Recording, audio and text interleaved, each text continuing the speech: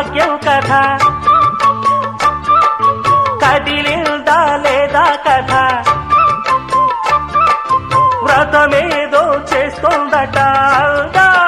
ఆగాలట సౌఖ్యంగా బ్రతకాలి సౌఖ్యాలే పొందాలి చుక్కలు తెమ్మన్నా తెంచుకురానా చూస్తావా నామైనా చేస్తానే ఏమైనా